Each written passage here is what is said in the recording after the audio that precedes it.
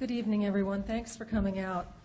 I want to go over tonight, as an introduction, 12 reasons, I call them fatal flaws, why smart meters as a program really ought to be retired.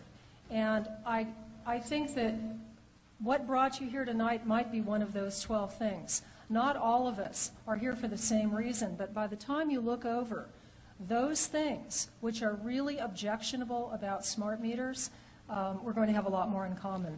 And it's vital that you're here tonight because Southern California Edison will start rolling out smart meters in the area closest to us tonight in May and June and throughout the rest of the year with no warning to you. They'll simply send a company one day to take your old meter and put on the new wireless meter.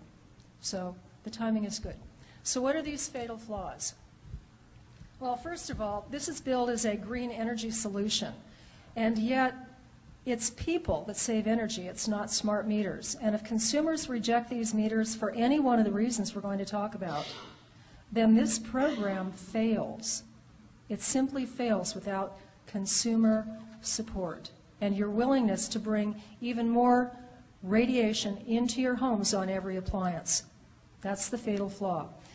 Really, there are no energy savings that we can see with smart meters.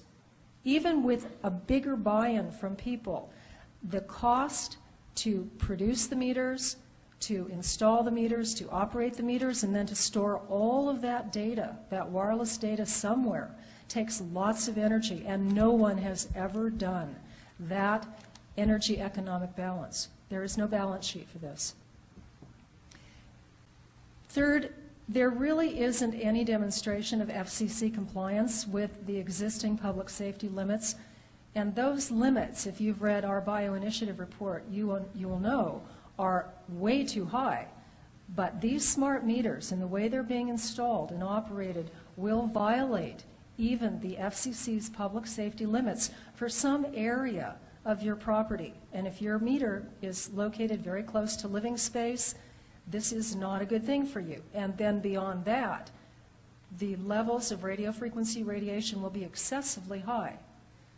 We wrote a report on this, which we can talk about later if you want. It's sort of heavy science and heavy technical stuff, but we have the facts, and when we challenge the utilities to either show that we were wrong in our calculations or do their own, they've been silent. Fourth, the health effects. Health effects are going to come in various ways. There are 2 radio frequency antennas in every smart meter, both of them producing radio frequency wireless microwave energy. There is also the problem that they create something called dirty electricity. And this may be new to some of you, but it's a part of the battery switching, and it's a second level of carcinogen and neurotoxin, at least we believe it to be. Fifth, we know from many, many studies done in good scientific journals, published peer-reviewed science, that radio frequency microwave radiation makes worse chemical carcinogens. The damage done to cells within the body is greater if you have both the chemical carcinogen and radio frequency. So this is a concern for everyone, but certainly people who are perhaps in delicate health or recovering from cancer already, or who have other unavoidable chemical exposures need to know this. Sixth, obviously, the privacy and the hacking issue is paramount. These meters and the information stored in them is your personal information, and it is not safe. In fact, San Diego Gas and Electric decided they didn't want to have any responsibility for once they collected. They went to the PUC and said, well, don't hold us accountable because nobody can protect the privacy of information. They wanted a pass to blame someone else. Security and safety. We have seen fires. We have seen explosions. We have seen issues that relate to placing a wireless meter on a particular building where there may be faulty or inadequate electrical wiring or grounding.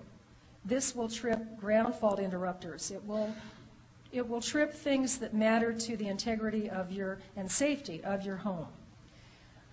It's a national cybersecurity issue. We need to come back to that later, and I think someone here may cover that in more detail. This is a problem for people with medical implants, deep brain stimulators, wireless insulin pumps, and so on. It frustrates solar. And, you know, we've got a great solar fellow and expert here tonight who maybe will chime in with either expertise or questions. But, you know, solar energy is a great way to save energy, right? Well, they're incompatible with these wireless meters. Think about that. And finally, this does impede the undergrounding of utilities. And this is a visual impact kind of an issue. But, you know, in communities like the one I live in, we want to underground our overhead utilities. They're so ugly. Property values rise, people like the area better, it's safer. And if you have all of the antennas around town collecting the smart meter emissions, do you think we'll be able to underground? Probably not. So those are my 12 fatal flaws, any one of which really ought to retire the program. Thank you.